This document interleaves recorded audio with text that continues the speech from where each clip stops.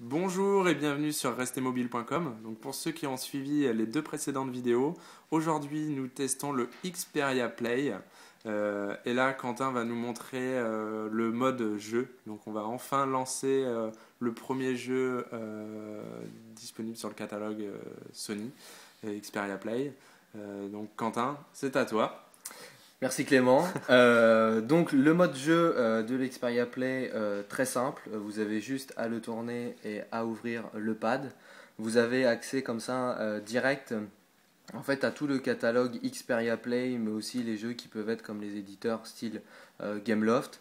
Donc tactile. Ici vous avez l'onglet avec les jeux que je possède donc dans l'Xperia Play. Et ici, les jeux en fait du catalogue entier que vous pouvez retrouver ici.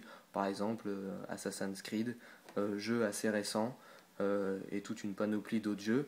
Donc ça, c'est pour ce qui est de la partie Xperia Play. Pour ce qui est de la partie, cette fois-ci, émulateur PlayStation, il vous suffit tout simplement d'aller sur le PlayStation Pocket, qui est un petit widget ici présent. Vous voyez même qu'il y a le jeu Crash Bandicoot. Et en fait, vous avez juste à cliquer dessus. Ça vous ouvre le menu contextuel spécial PlayStation avec tous les jeux de l'émulateur PlayStation. Et vous avez différents onglets pour les jeux, tous les jeux joués récemment et ajoutés récemment avec une fonction recherche. Et là, donc pour le test, nous avons le jeu Crash Bandicoot que je vais vous lancer. Qui est quand même un petit peu l'icône, il me semble, de la PlayStation. Exactement. C'est ça, exactement, le personnage légendaire de la PlayStation 1.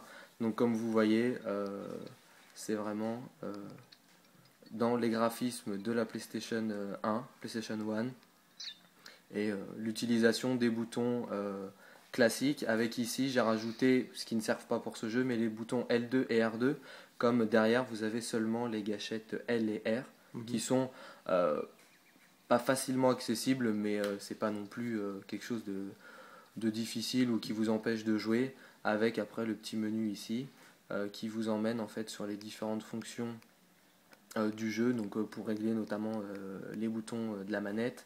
Et vous avez ici, ce qui n'est pas en surbrillance, changer de disque, typiquement par exemple le Gran Turismo 2 qui avait 2 CD, un mode arcade et le mode GT, donc peut-être à venir pour les prochains jeux. D'accord. Voilà pour ce qui est du jeu. Si tu peux nous montrer rapidement voilà, comment ça se passe. C'est parti, voilà, c'est vraiment le jeu Crash Bandicoot avec, comme le dit Sony, quelques améliorations que je n'ai pas eu le temps de voir en jouant. Sûrement quelques subtilités. Quelques niveaux supplémentaires, ouais, quelques petites subtilités en plus, mais voilà, hein, concrètement ça ressemble beaucoup, même pour l'essentiel, au jeu classique qui était sorti. En fait, c'est juste une émulation du jeu. Très bien. Voilà, notre petit bonhomme orange qui court et qui court.